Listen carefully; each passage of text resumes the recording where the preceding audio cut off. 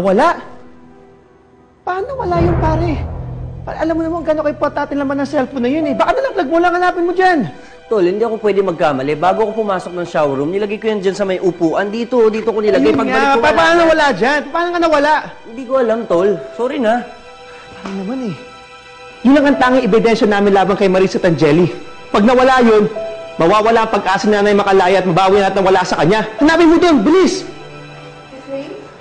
Hanapin mo na! Efrain, what's wrong? Is it about Mom? Kasi, that's one thing we have in common. Kung meron kang gustong i-share about Mommy, pwede naman kitang dabayan eh. Oo. Galit ako kay nanay. Galit na galit. Angeli, alam pong marami tayong hindi pinagkakaunawaan. Pero salamat. Sa kabila ng lahat, tsaka pa rin.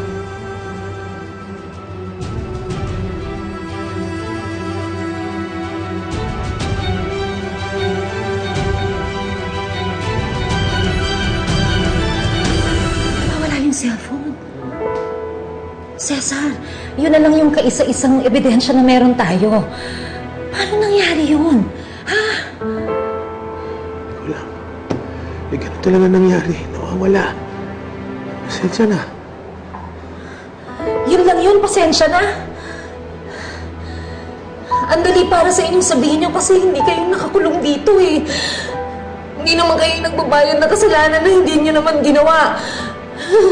Hindi kayo nagdudusa dito sa loob, Cesar naman. Julie, ginagawa na namin lahat para mapalaya ka rito.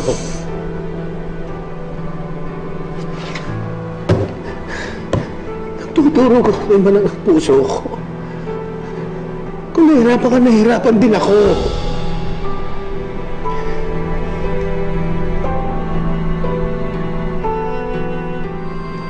Asama kita eh. Wala akong magawa. Kung pwede ka ako na nakakulong, ako na lang eh.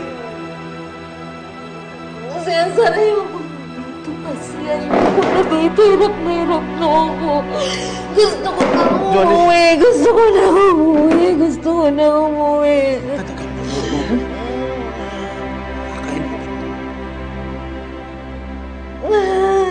Gusto ko na umuwi. Sama na ako sa'yo. Hirap na ako. How touching. Oops. Nagulo ko ba yung moment nyo, friend?